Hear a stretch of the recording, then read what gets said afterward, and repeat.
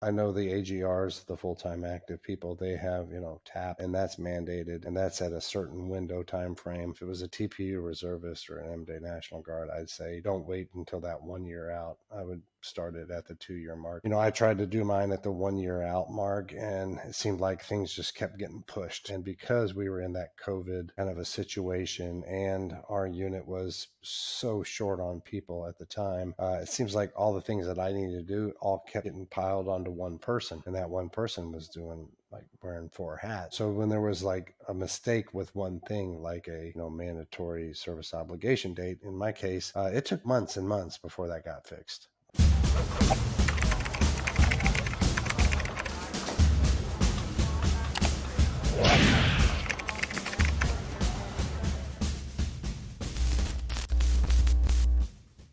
Welcome, everybody. Welcome back. And today I'm sitting here with Tony Horton. Tony Horton joined the Army in 1989 basic training. He was part of the Air Defense Artillery. He's been to jump school, part of the Kentucky National Guard for 8 years, Army Reserves in the 100th Division, and an ROTC course instructor. He was in the 84th Training Command in 2009.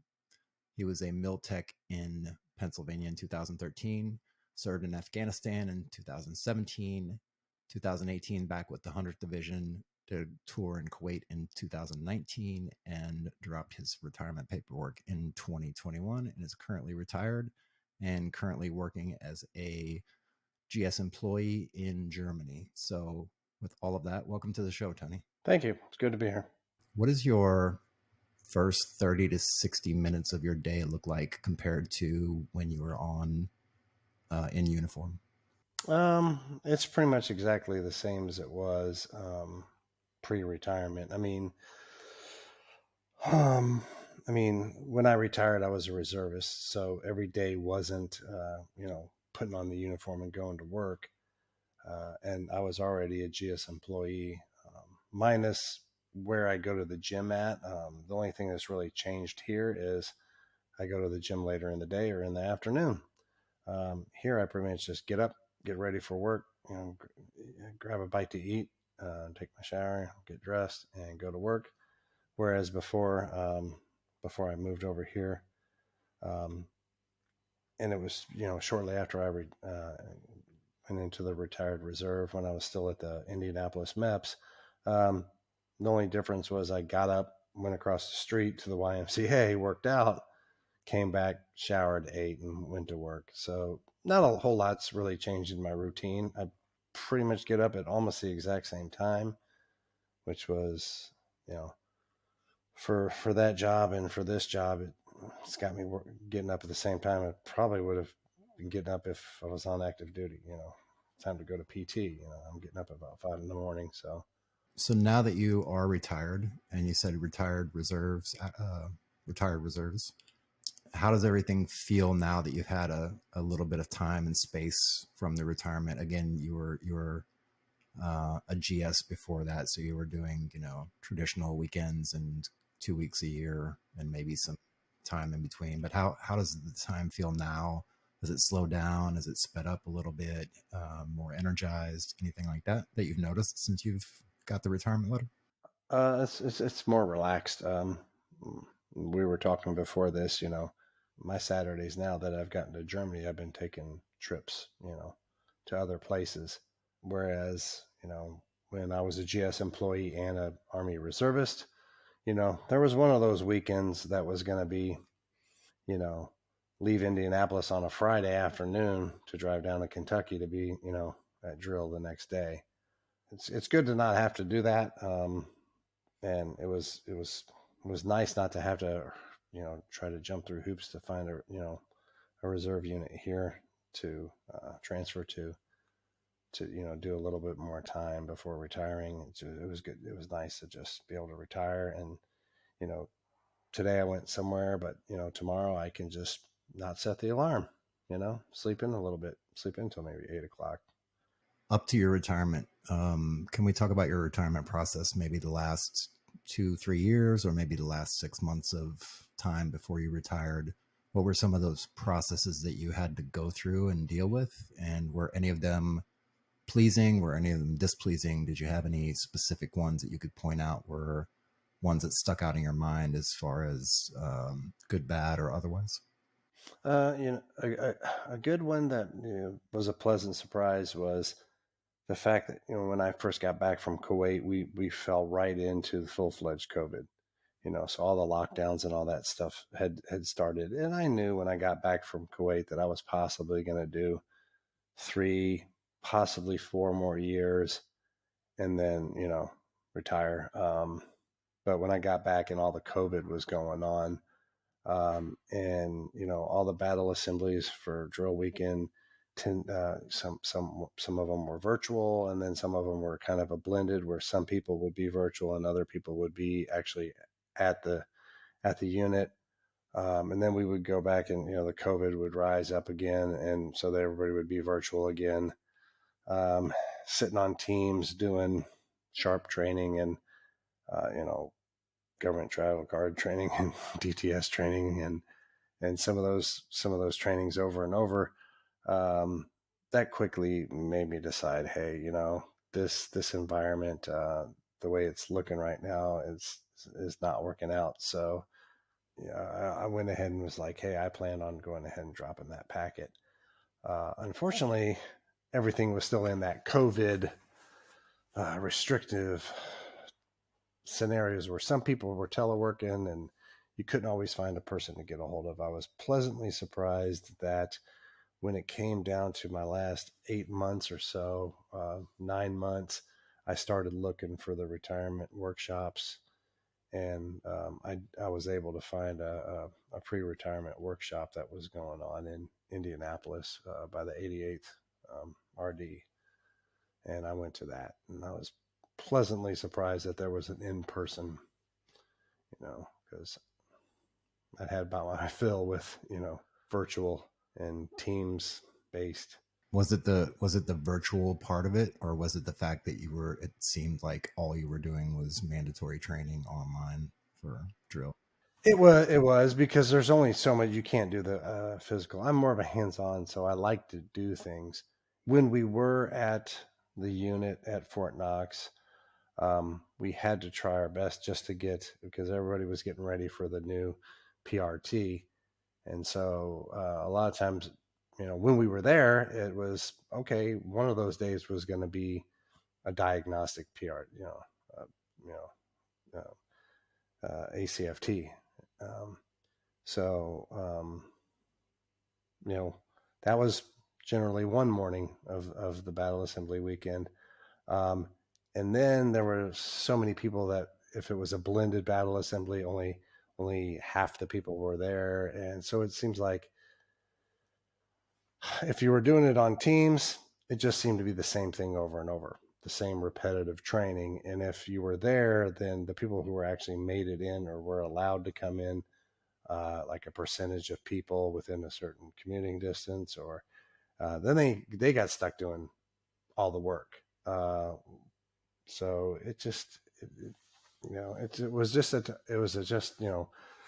tw- middle 2020 and pretty much all of 2021 pretty much set the pace for what it felt like it was going to keep being. So I was like, yeah, I'd rather not keep doing this. Yeah, it was definitely an interesting time. I mean, I was on AGR active at the time when that happened, and there's so many things going on. It seemed like it was a little bit more productive because we were able actually to get people to do things and keep people accountable. But at the same time, like you said, there was when we were there, blended or part time folks that could come in and actually attend in person. We ended up doing all the work. So, Yeah, running around, and then on top of that, you were having to be, oh, someone come over here and actually record this for all the people who are virtual. Um, and somebody ever would give all the, oh, that was great, it was thumbs up, and it's like, yeah, there's 4 people back at the unit that are running around and making all these things happen.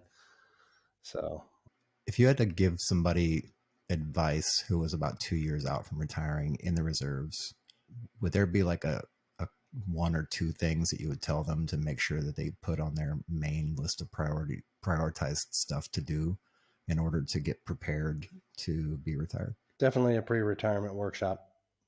Find one in person, schedule to go to one. And if you're a TPU reserve, I know the AGRs, the full-time active people, they have, TAP, and that's mandated, and that's at a certain window time frame. If it was a TPU reservist or an M-Day National Guard, I'd say don't wait until that 1 year out. I would start it at the 2 year mark, because I tried to do mine at the 1 year out mark, and it seemed like things just kept getting pushed.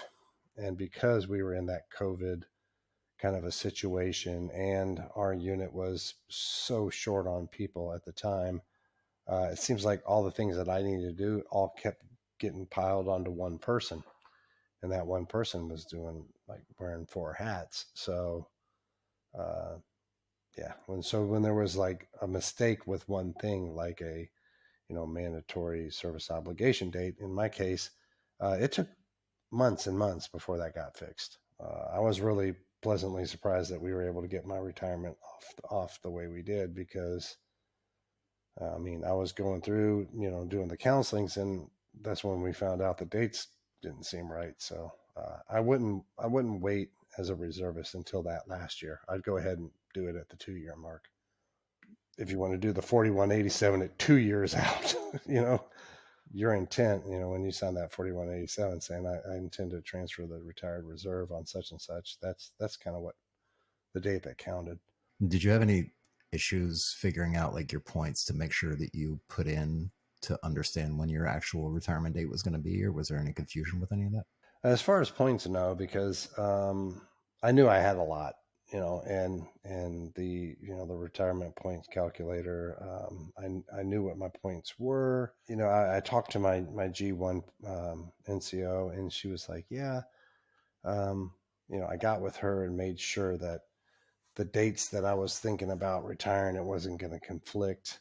Mine was more about my last promotion and making sure I got past the required time and rank and grade. But as far as the retirement, like your RI and all that stuff, talk to your personnel people and make sure, your G1, your S1, and make sure that, you're not messing yourself up and dropping an entire year, losing a year in points. But When you were trying to figure out your transition after retirement, you had a GSW, you were in Indianapolis at the MEPS, you said? And so when you decided to transition and move on, first, like, why did you pick Germany? And then second, how did that process work for you as far as applying, getting the job, getting all your stuff together, doing the move, landing on the ground? How did that work out? I had already started the process, of starting the retirement process. I was already in that when the position in Germany. I was, working in Indianapolis, um, when I put in for my retirement, or started the process for my retirement. Um, the posting of the job didn't come up until a few months later, and I went ahead and applied for it. It wasn't until I was getting close to my last 3 months of getting close towards that retirement date when I got called about the job in Germany. So that's when it became very hectic. Like, okay, we got to make sure that this retirement process happens before I have to leave Indianapolis and go to Germany. So that became pretty hectic. But it seems like, yeah, everything lined up and all the cards fell right into place. And, it was like June, the first week of June, I got the orders saying that, August 1st was going to be my retirement date. And, um, I think in the July would be my last battle assembly. And probably a week after my last battle assembly is when, or maybe it was a week before my last battle assembly, is when I got my actual confirmation orders that I was, the firm job offer. I had the tentative job offer since May, but the firm job offer came right before I did my last battle assembly. So it was good to have, that that retirement, the transfer to the retire reserve date orders in hand when that came in, because it just made it that much smoother to go ahead and leave the job, and know that I was already, in the retired reserve, and then I would just have to move myself and do the full time job and not have to add all of the reserve portion to it. Sounds like a nice security blanket. Yeah. Yeah, it's hectic. It's hectic when you're moving, especially when you're moving like you were from one country to another country. That's a lot of things going on in the background. You have to wait 30 to 60 days to get your household goods moved and then delivered, and then getting a car and figuring out things on the ground. Where you're going to live, going through the whole in processing into Germany, or Oconus. Um, it's a different animal. Coming over here as a civilian than as a military person, or coming over here, for a 3 year as opposed to somebody maybe just coming over TDY. Um, yeah, this has been an interesting process. The in processing was, while it wasn't the most impossible thing, it was something I never really experienced before. All the things that you have to do with the VAT and the UTAP, and um, getting your user driver's license, and just all the different things. Finding a vehicle, getting it registered within the user system, and finding a place to live. Getting a TLA before you come over here, or some people just fly into Ramstein and just stay in the hotel. There's just so many different pieces of it. Yeah, you almost get a taste of what it's like to actually PCS there as an active duty service member, because it's really the same exact process. Like, it's not really so different for civilians versus active duty, because you have to go through all those same, hoops to get things accomplished, be able to live your life. But after it settles down, now I've been here since the middle of September. It's starting to settle down. I'm into a place. I have a car. I went ahead and got my international driver's license. So if I decide to drive, across the border, I feel a little bit better about it. Was there a legacy that you wanted to leave behind when you retired, or was there maybe, and it doesn't have to be a personal legacy, it could be a continuation, passing the torch to somebody else, creating an environment for somebody else to succeed?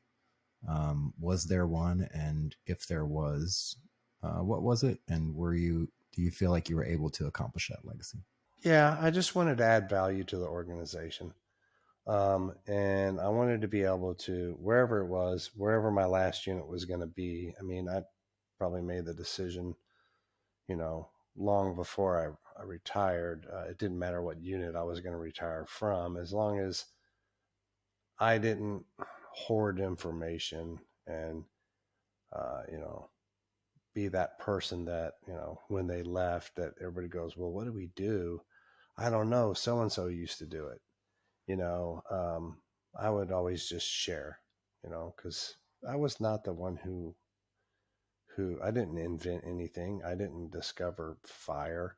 Um, you know, these were just processes and things the way they worked. And when I found out how they worked, I would share that knowledge and pass it on to the next person and everybody around me. That way, you know, when you do go down or leave or PCS or retire, um, then the next person just steps right into your place.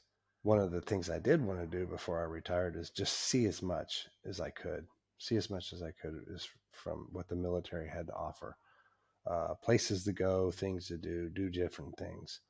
And I felt like I did, especially probably the last about 8 years of my reserve career. I probably saw more in the last 8 years in the Army Reserve than I did in the previous all time on active duty and in the National Guard, and first few years that I did in the reserves. So I was content with that.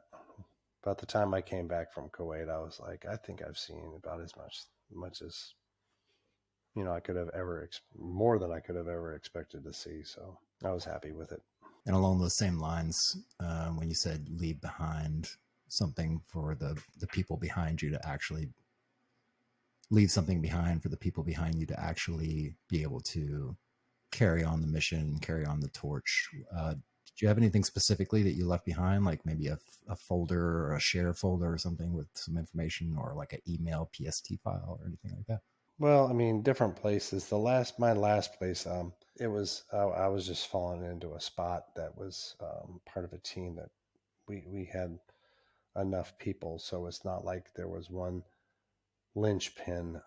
There was enough people that all shared the same knowledge. But a couple previous places, especially my 9 months in Kuwait, and then the previous time in Afghanistan. Yeah, what I would do is, you know, everything that was part of that position, I would create a PST for that position. So if it was, engineering NCOIC or the JNCC Alpha or JNOSC Alpha in Bagram, Afghanistan, just create a, PST that says engineering NCO, and everything that was related to that, put in that PST. And then as you're getting ready to do your RIPTO and the person gets on ground and um, they get their network account, and they get their email set up, and their SIPR and all that, you just drop the PST in a share drive that they have access to, and give them rights to it and let them grab it. And then they have all the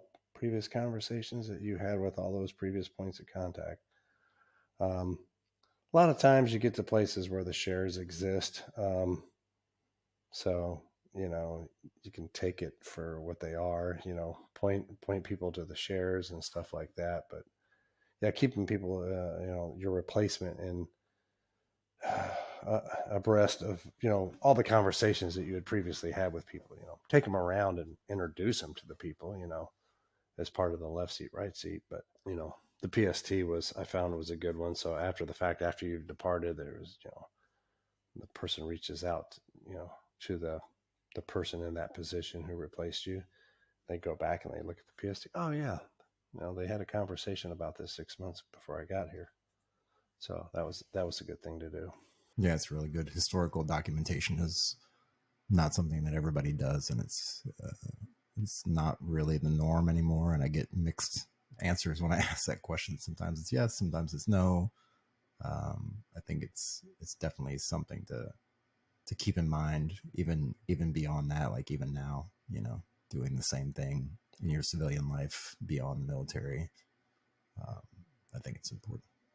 For your retirement, did you go out and get a retirement gift or get anything that resembled a retirement gift, whether it was a book or hopefully not buy a new car? Well, I mean, maybe, but Oh, you mean by myself a gift? No, no. There was so much going on at the time. I didn't. You know, while it was a lot of years spent in the military, being a TPU reservist, the last 17, almost 18 years of my career, um,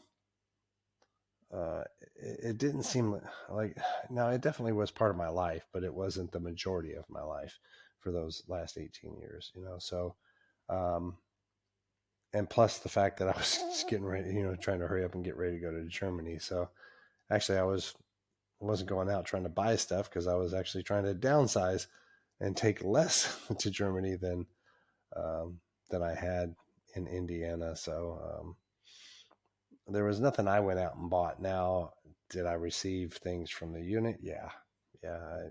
It was a pleasant surprise.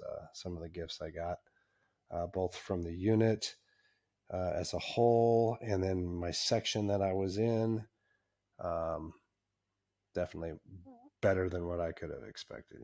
was there one gift in particular that stood out that really like maybe punched you right in the feels? A person that you and I mutually used to work with, and is a good friend of mine, my Sergeant Go. He was in the section with me in the 100th Division in the G6, and we had previously been in the 84th together in the G6. And his visual information job at HRC. He asked me probably about 6, 7 months before my retirement days, "Hey, do you have any pictures of yourself throughout your military career?" And I was like, "Yeah, I definitely have a couple." Um, and so he was like, "Send me anything you think kind of sums up the different parts of your career, like when you're on active duty, when you're in the National Guard, when you're in the Army Reserve." Um, and so I gave him a few things that I could find. There's unfortunately so many things that got lost, some good pictures that got lost, but as you make that transition from disposable camera age and to the something you might take with a Polaroid to something you might take with a regular camera to things that were taken off your first generation iPhone to the newer stuff now. um, so there are things that kind of got lost.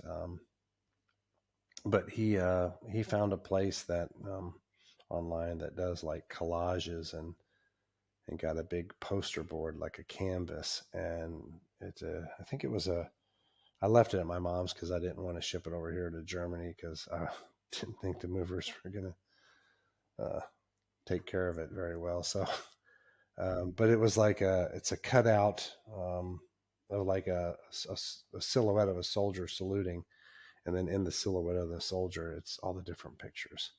And he even found some pictures from when we were at the 84th when I did a reenlistment ceremony down at Louisville Slugger Field, at a Louisville Bats game, um, and some stuff from I think he got that off the 84's website or something like that, and some stuff that we had done from the 100th Division during our annual trainings, the rifle range, obstacle course ranges, stuff like that.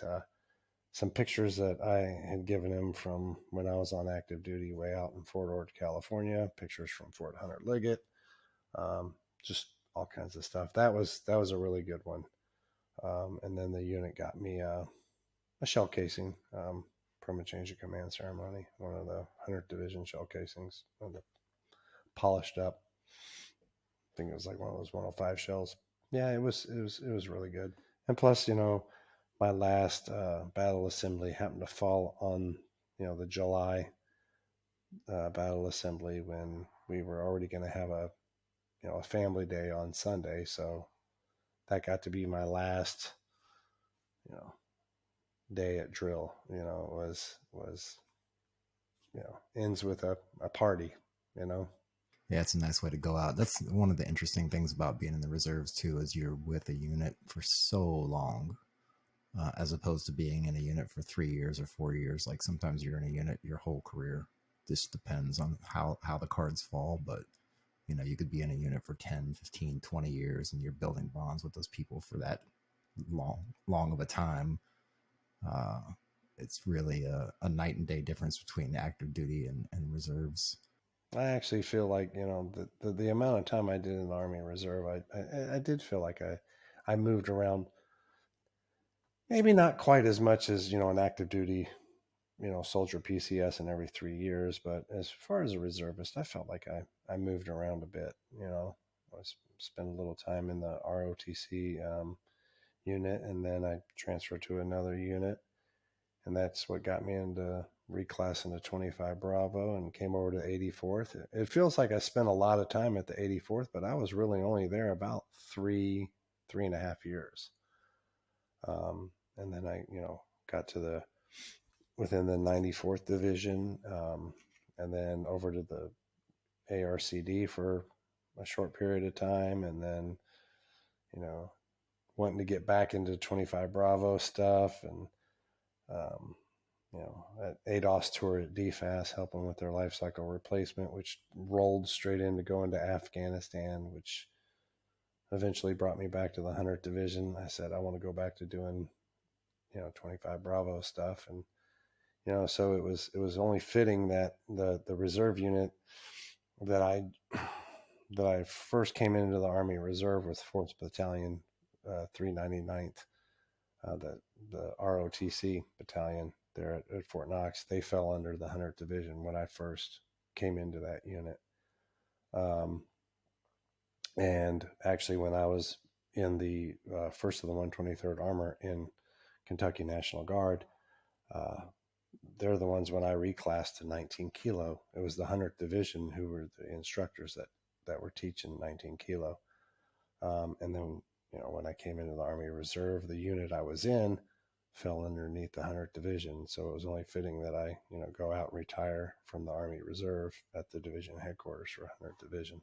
Yeah, it's certainly, and I mean, yeah, the Kentucky area itself, just Louisville and all that is a pretty tight knit community either way. I think just from some of the people who've been living there, some of the civilians who are in that area, and uh, a lot of interesting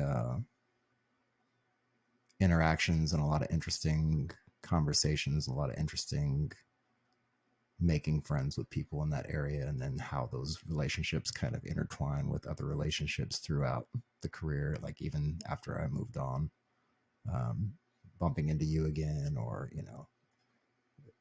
by way of you crossing paths with Master Sergeant Go, and just really awesome to be able to reconnect those spider webs of connections. So in the retirement process that you did, um, were there one or two things out of the checklist of things that you did that didn't seem so important at the time when you saw them on the checklist, but after the fact you were like, hey, these should have been actually like one or two of the priorities that I really, really, really should have looked at? And I know you mentioned starting by doing a retirement brief, but was there anything on that checklist that looked kind of like mundane and not so obvious, and then after the fact was really, really obvious in your mind that it was super important? Not for me, because I did realize that figuring out your points, but I can see where people, or have heard about people who didn't take seriously, verifying their retirement points, how many points they had, what that means as far as the retirement point calculator, what that's going to mean when it comes time to actually, when you start collecting, when you hit that 60 or that reduced retirement of, like, say 59 or 58 or whenever it is you're going to start collecting. Not waiting until the last minute. So it becomes more of a, make sure you're checking it every year at your RI. I know some of the units I were in, they would have the birth month audits, and they would always go through, hey, have you checked your points? And I know 84th was really good about that when we were there. The G1 there was really good about making sure that all your stuff. As a matter of fact, I think it was Chief Conrad that when I came into the Army Reserve, I was probably in the Army Reserve about 3 months. 3 years before I got over to the. I'm sorry, no, it was more than that. It was my first year at the 84th, but I'd probably been in about 5 years or 6 years.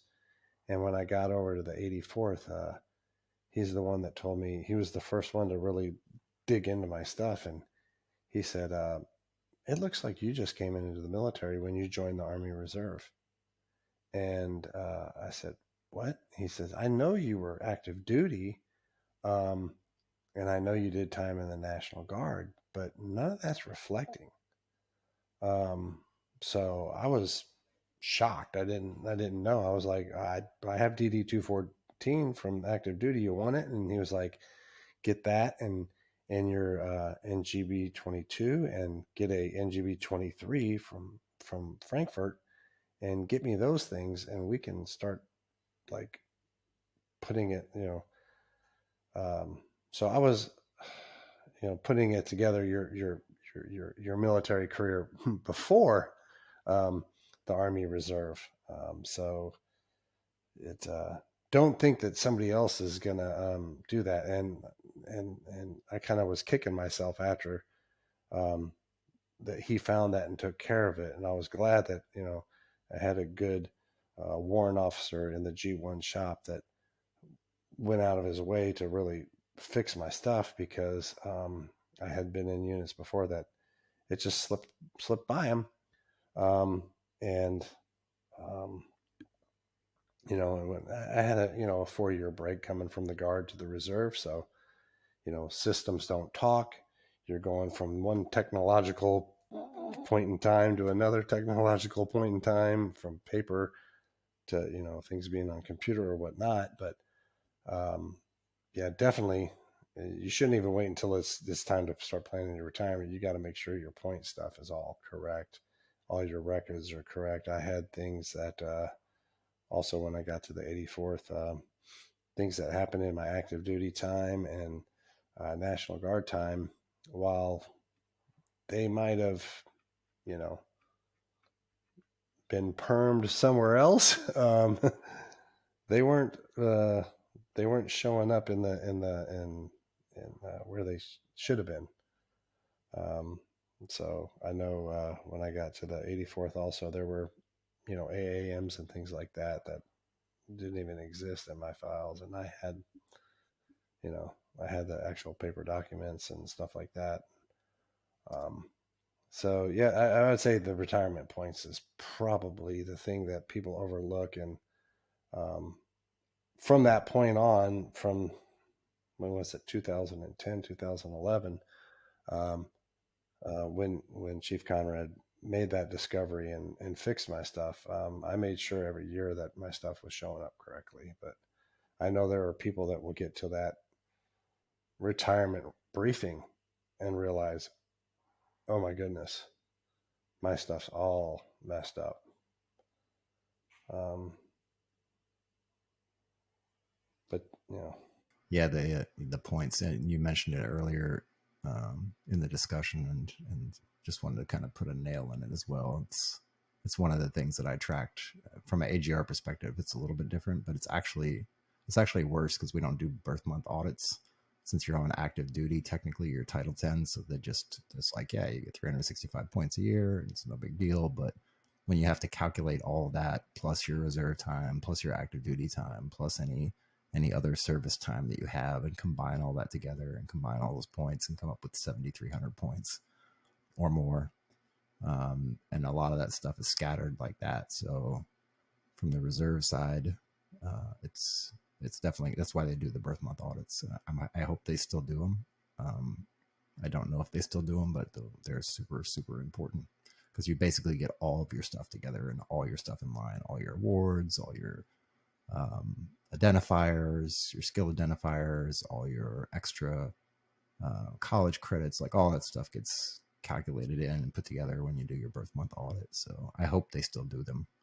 I don't know if they do. It's been so long since I've done a birth month audit, but thanks for bringing that up. That's a very important point. I agree with you. Have you gone through and completed your VA process as far as getting your VA reviewed and approved or not approved? And how's that process been for you?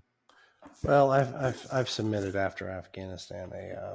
I put in for my sleep apnea, but that got denied upon the first look while I was in Kuwait.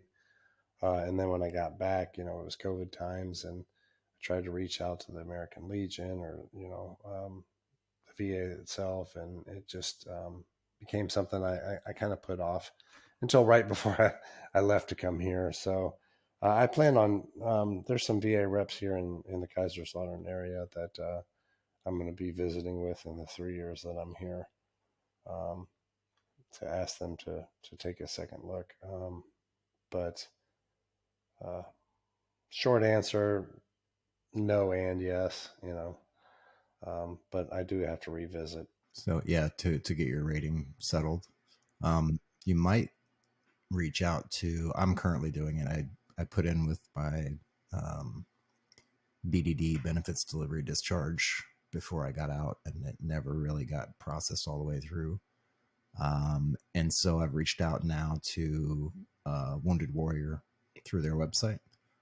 from a friend of mine, from Gary Frobart. He let me know. He gave me the tip, and now they're actively taking a look at it and making sure all my paperwork is correct and everything's lined up, and that I'm actually asking for everything that's within the scope of my medical records and all that stuff, and they don't charge you anything or like that. There's some organizations out there that do charge you, and I mean it depends. Like if that's what you want to do and they do the job and you don't mind parting ways with that money and it's worth it for you, by all means. But if you can do it for free and get the same kind of results, like why not? And you have an advocate who's actually actively working on your case specifically. So that might be one avenue of approach you might try or might look into. You said Wounded Warrior? Wounded Warrior, yeah, they're a great organization. I mean, I'm indifferent to whether people like them or not, or for whatever reasons. But if they're helping soldiers, like that's to me, that's a win. And so they're doing the right things. And the people that I've spoken with so far, nothing but helpful. And they check up and they reach back and they circle back and close loops on things and make sure that they're taking care of me along the way and make sure that I'm being considered as part of their workday. So I have nothing bad to say about them. Like I'm really highly impressed with what they've been doing so far. Yeah, I'll look into that too. As a I started with American Legion trying to get them to do assist me with that, but yeah, then when I was gone in Kuwait and come back and can't reach people in their offices and in the middle of a move from Kentucky to Indianapolis, and it took a while, and then I got settled in and I'm like, well, I'm not going anywhere, and then oh crap, I am. Yeah, it's good. Yeah, get it taken care of sooner than later. It's it's definitely important and it definitely helps. And yeah, it's good to get that stuff knocked out because VA can take quite a while. Do you happen to have any books or documentaries that you would recommend, like 1 to 3 top books or documentaries that you would recommend to somebody, ones that have greatly impacted your life over the last, however many years? I don't really do that spiritual reading, that growth reading. The most of the reading that I do is just reading just for the sheer entertainment of the story. Like when I was young, it was things like The Hobbit, and I know there are lots of worldly messages in The Hobbit and The Lord of the Rings and stuff like that. Um, but that's not why I was reading that stuff. And so a lot of the books that I've read throughout my life, whether technical stuff to keep abreast, but of the technological stuff that's going on, or from our job field. But the other reading that I would do would just be purely for entertainment. It's not like I'm reading. I don't really go out and read the Tony Robbins or um, more. I do like some historical stuff or some fiction, historical based fiction stuff. So um, it would just be preference stuff. It's not like any like, oh, you have to read the Canterbury Tales or something, or you know uh, Tale of Two Cities or anything like that. Well, I mean, out of those categories, what is one of your favorite books that you've read out of any of those categories? It doesn't have to be some help or anything like that. I mean, when I was very young, I read The Hobbit, and then that got me to be a fan of all the J.R.R. Tolkien stuff. Um, later on, after I finished The Hobbit, I read Lord of the Rings, Two Towers, or The Fellowship of the Ring, Two Towers, and Return of the King, and you know, but then after those, it was more stuff like when I first joined the military, I was reading some of the Tom Clancy's, some of that Ryan universe, um, read some of the Vince Flynn's and the Brad Thors, those type of kind of military-esque thrillers, very much in the same, you know, vein as, the Tom Clancy's. But it's all just for entertainment value. It's not for, life lessons or anything like that. And would The Hobbit be a good place for somebody to start to get into like that fantasy fiction kind of world? Would that be a good place? I thought it was when I was, God, what was I in, like maybe 10 or 11 years old when I read it. Um, I thought it was, and it keeps on going. I mean, now we're, Amazon Prime's got what, that series going on right now, Rings of Power or something like that. Um, so I mean, it's out there,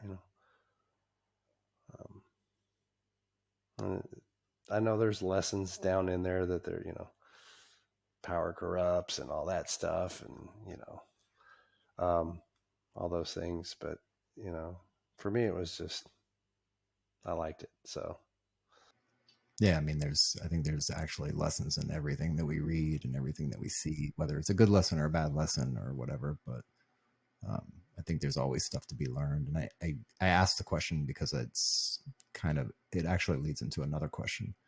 Um, if you could go back to have a conversation with your 16-year-old self, and just to go back and sit down and like have a chat or whatever, or play some ball, and he may or may not know that it's his future version of him talking to him, um, where would you actually bump into your 16-year-old self? Like what would the place, location, time be, and what kind of conversation would it be?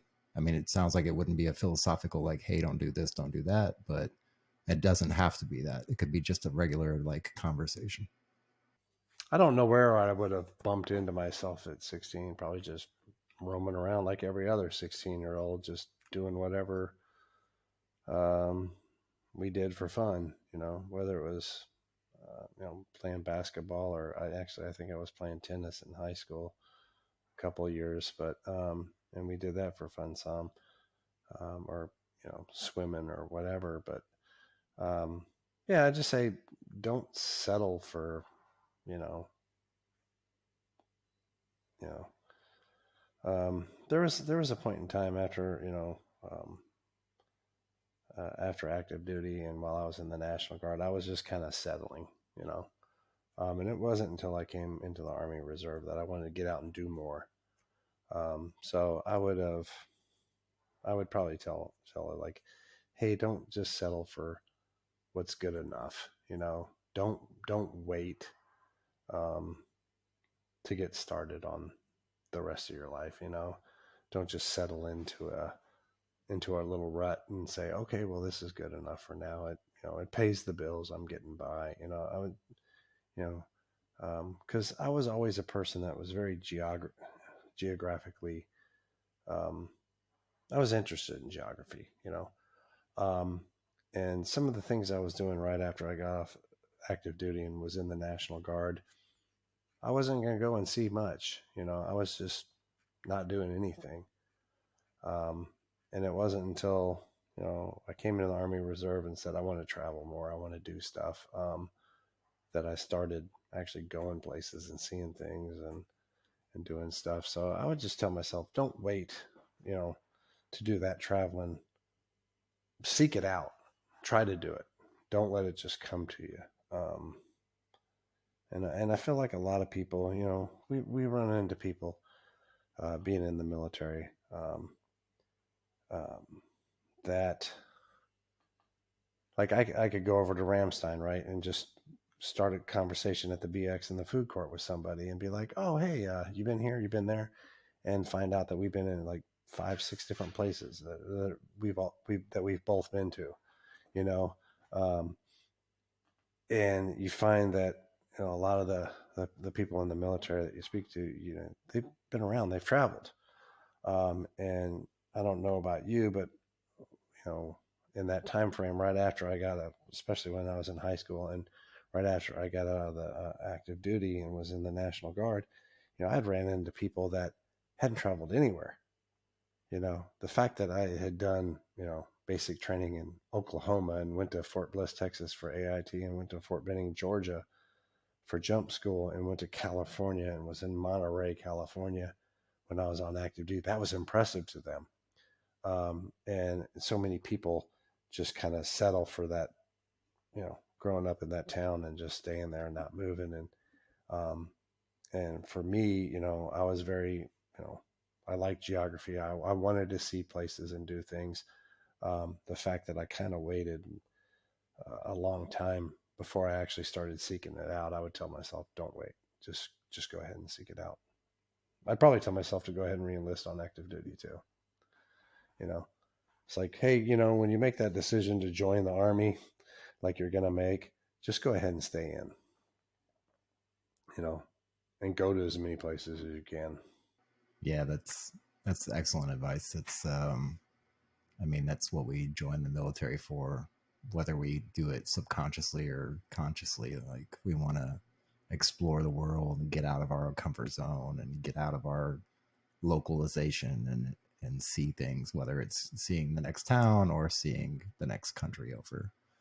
Uh, so yeah, that's really good advice. I really like that. That's very Tony Robbins esque. No, that's really good. That's a great answer, man. Thanks for sharing that with me.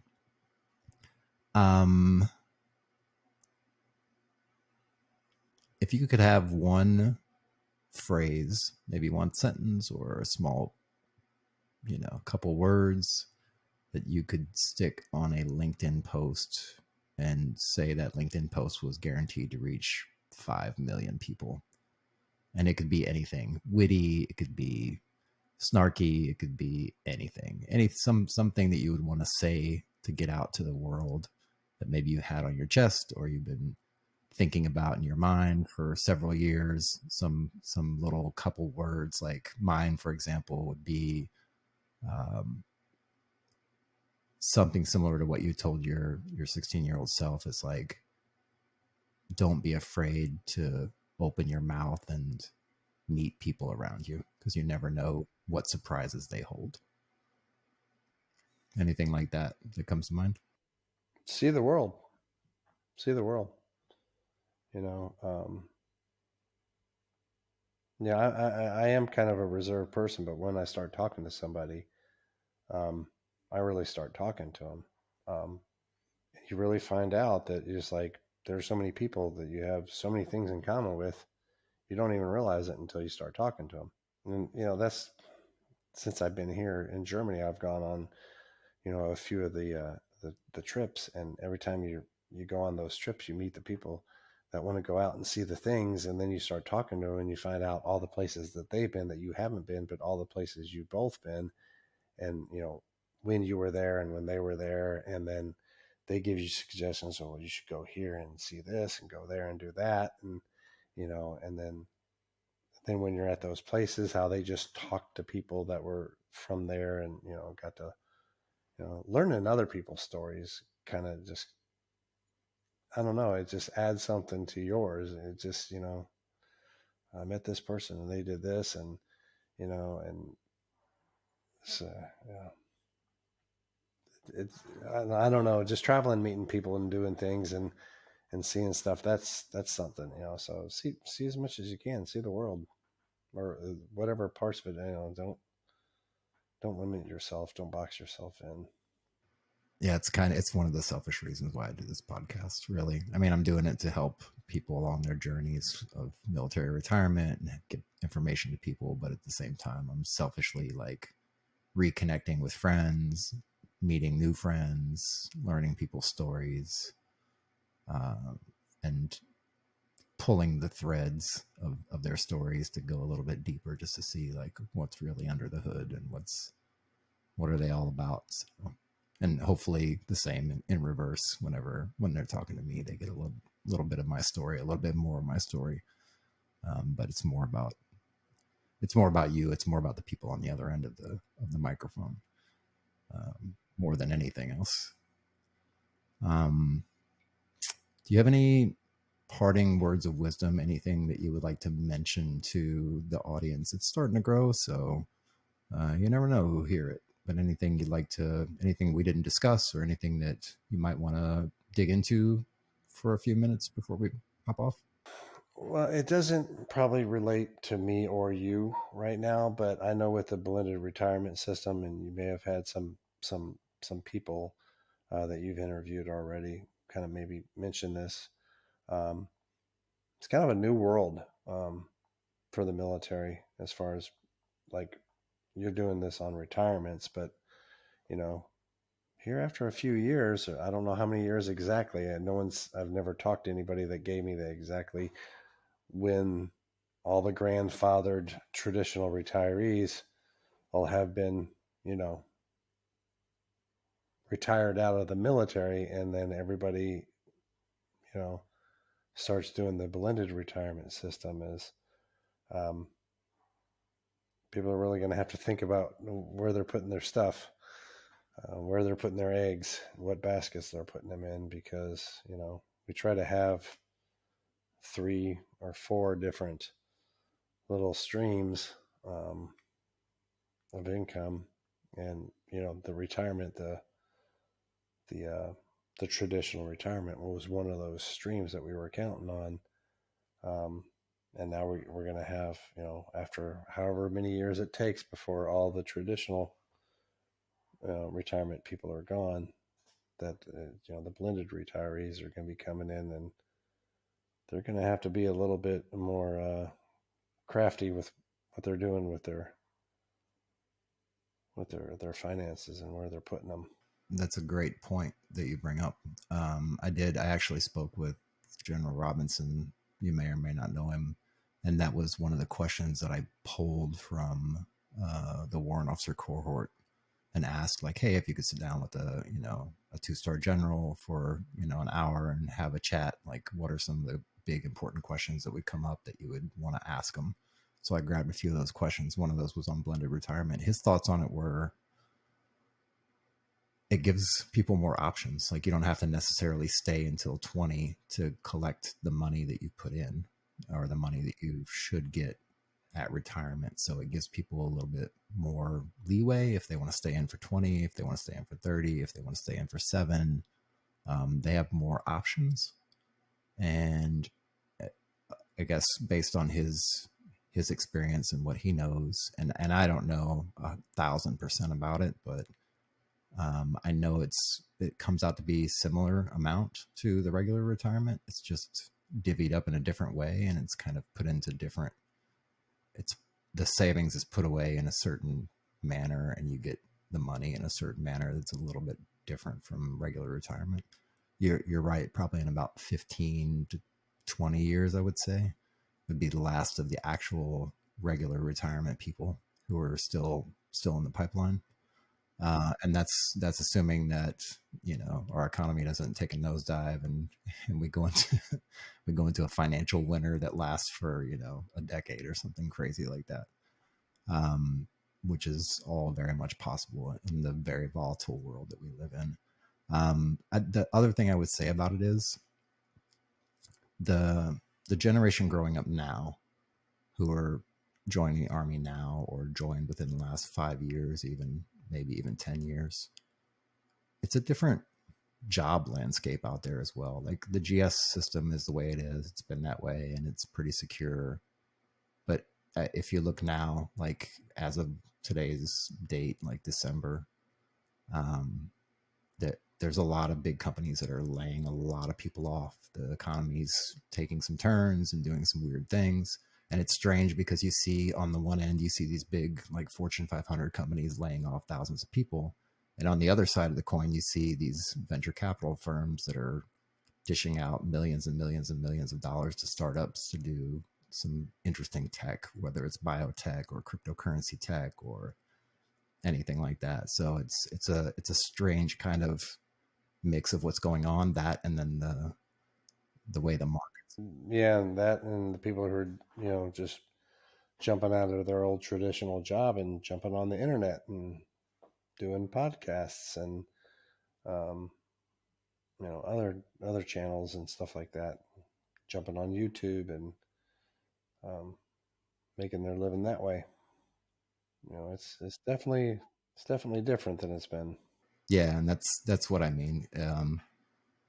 I mean, if this thing ever takes off and does anything monetary wise, the money that would potentially come from it's going to go right back into production, right back into setting up the studio, right back into making this the best it could possibly be.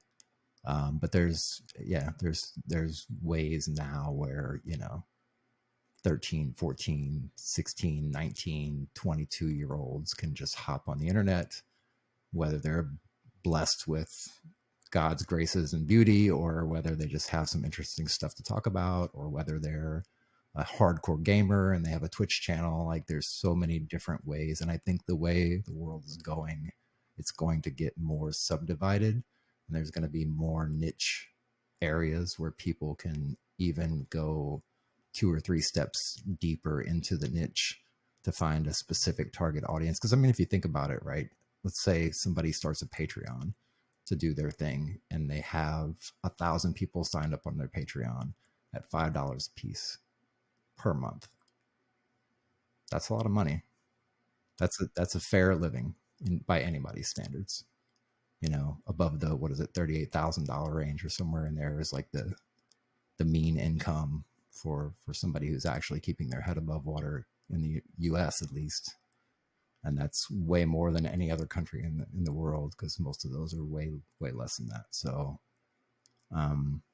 yeah, there's a lot of. I mean, I know some people who are on active duty now who are making their E4, E5 pay, and they do something online on the side, whether it's flipping stuff on eBay or doing a podcast or doing a Twitch, or just posting stuff on Instagram for whatever products, for product placement. Like, they're making a good living doing that too. Yeah. Yeah, I'm sure I'm definitely going to dig into it more and more as time goes on with the blended retirement stuff. I've already had a bunch of people ask me about it, and you're right.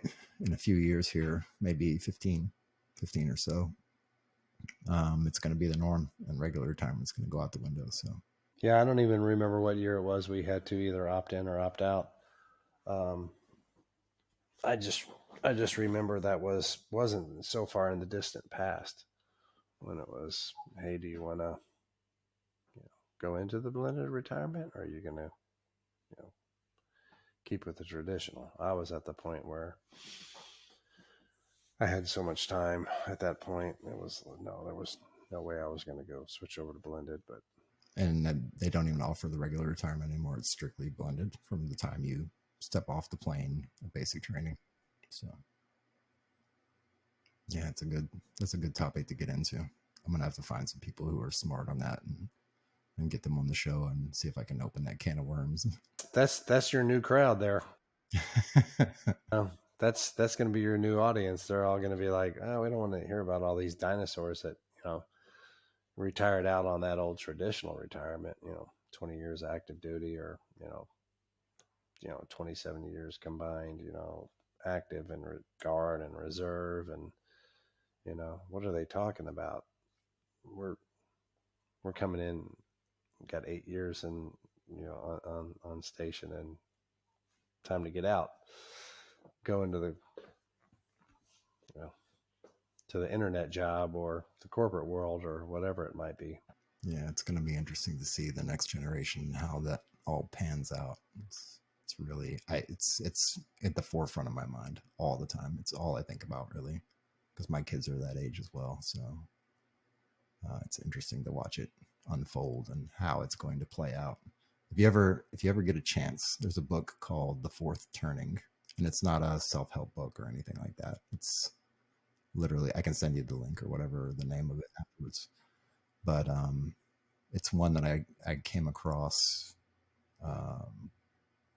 watching a podcast called The Spirited Man, Van Neistat. He's a filmmaker. His brother's Casey Neistat. Anyways, he did a short film on it, discussing it, and it talks about the 4 different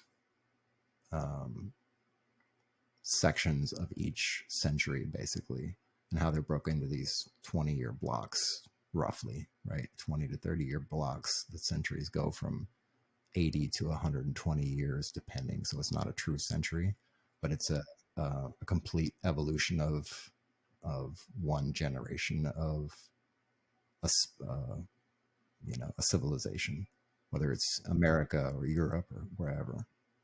And it talks about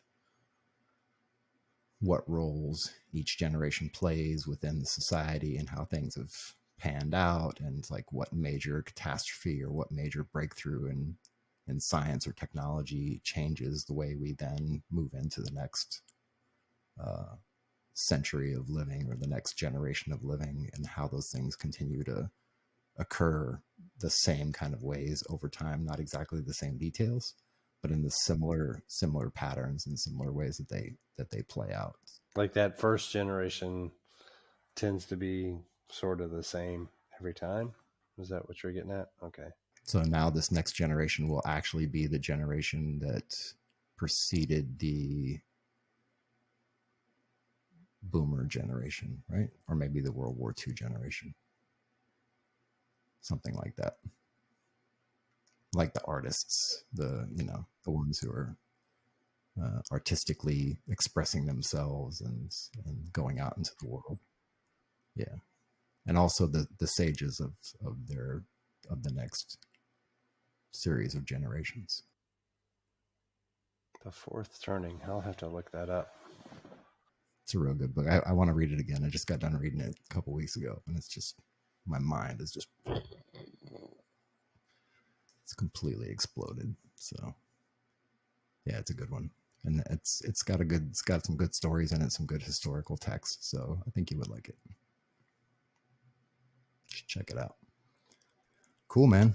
Well, without keeping you on here, holding you hostage forever and ever, I think I've covered everything, and I hope that I covered everything to your liking. And is there anywhere that you would want to point somebody to come reach out to you if they wanted to reach out and say hi or anything like that?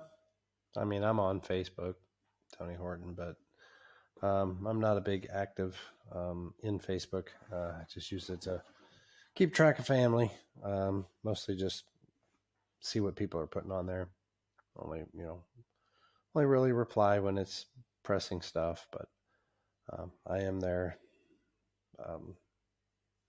I'm not on Twitter. I'm not on Snapchat or Instagram or any of that stuff. It's just use Facebook to keep track of the relatives and the family and the friends. Perfect. I'll write that down and I'll put it in the notes. And with that, thank you again for the second time. Probably more times after that when we cross paths in the future in Germany, and maybe link up and grab a beer or a wine in my case. But yeah, man, it's been a pleasure. Hopefully this one works out and everything's good. It sounds like it's going to, so we'll hope and pray. But thank you for taking the time out, and thank you for being very, very gracious with your time and spending it with me. And I really, truly appreciate it. Thank you. Thanks for inviting me. All right, man. So for everybody else out there in the internet, thanks for listening. We've got all the notes for the show that will be down below somewhere for you to read through, and any links to any things that we talked about, whether books or movies or video games or anything like that, will all be down in the notes. And until next time, talk to everybody later.